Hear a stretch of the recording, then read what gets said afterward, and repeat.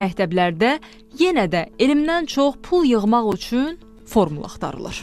Abşeron rayonu Xırdalan şəhəri 9 nömrəli tam orta məktəbdə də bu cür səs yazısı yayılıb. Xəzər xəbərin qaynar xəttinə müraciət edən valideynlər bu təhsil ocağında dərslər başlamamış təmir pulu yığımından təngə gəldiklərini iddia edirlər.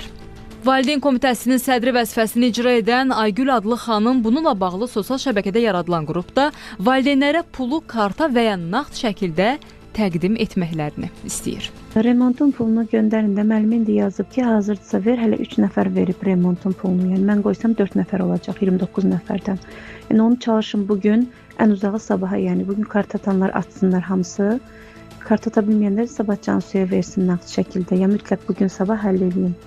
Bu səs yazısından sonra bəzi valideynlər pulu vermədiklərinə görə Aygül adlı xanım qrupa yenidən səs göndərir. Bu dəfə isə tələb formasında. Remont pulunu verməyən qızlar, gəlin mən hamınıza şəxsi yazımda verməyənlərə düzdürmü? Yəni bu qrup var ki, bura yazılır, söz bütün valideynlər də oradan eşidir. Yəni mən tək 28 nəfər əgər özüm yazacamsa, onda bu qrupu dağıdım, hamıya bir-bir yazımda nə pul lazımdırsa.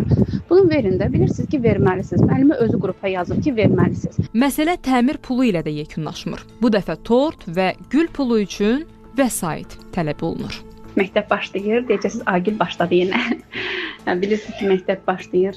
İnşallah sentyabrın 15-nə müəllimə üçün bir dənə gül fikrim var. Yəqin ki, məndən hamı eyni fikirdə olar. Məncə etiraz eləməzsiniz. Yəni 5 manatdan yığacağıq. Çox böyük bir pul da deyil. Məncə nə vaxtda sakit oturmuşuq.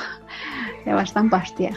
Daha sonra müəllimin ad günü üçün qızıl zinət əşyalarının alınması üçün valideynlərdən pul istənilir. Ayın 22-si bilirsiniz ki, müəllimənin ad günüdür. Ona görə dedim yazım, keçən bir şey eləmədik. Yəni razısınız da, heç olmasa 15-20 manatdan yığaq deyirəm. Ki, nəsə bir şey, məsələn, tutaq ki, 20 nəfər yığsa, nəsə bir qızıl, məsələn, sırqadanmı, üzükdənmi də hər nədə bir şey ala bilərik. Valideyn Komitəsinin sədri vəzifəsini icra edən Aygül adlı xanım tələb olunan vəsaiti verməyən valideynləri yenidən təkidlə pulu vermələrini istəyir. Bu dəfə isə söhbətdə direktor müavininin adı hallanır. Müəllimə ilə danışdım və elimdən çıxıb istədiyimə indi yadıma düşdü. O da sağ olsun Zavuçla danışdı, deyir dil tökdüm nə qədər, indi kimisə sinfindən çıxardacaqlar, kimisə yəni yerin növbəsincə eləyib. Bizi deyir daha gün məni vəziyyətdə qoymayın. Dedim yox, mənim arxayın olun, qızlar danışıblar. Yığırıq, inşallah 4-cü günə qədər pul məndə hazır olacaq əlimdə. Sən də gedərsən, Zavuça özün sahib də özün verərsən. Hamıya da sərf eləyir, yəni heç kim də boyun qaçırtmasın. Heç olmasa 10 manat da olsa heç olmasa verin, çünki bəzi qızlar var, heç o bir pulu atmayıblar 5 manatı. Məsələ ilə bağlı Valideyn Komitəsinin sədri vəzifəsini icra edən Aygül adlı xanımla əlaqə saxladıq. O bu halların məcburi olmadığını, təşəbbüs xarakterli olduğunu və təlimatların isə məktəb rəhbərliyi tərəfindən verildiyini bildirib. Məsələ ilə bağlı Abşeron Xızı Regional Təhsil İdarəsinə də müraciət etdi. İdarədən Xəzər xəbərə bildirildi ki, məsələ araşdırılacaq. Arzu Xəlilova, Xəzər.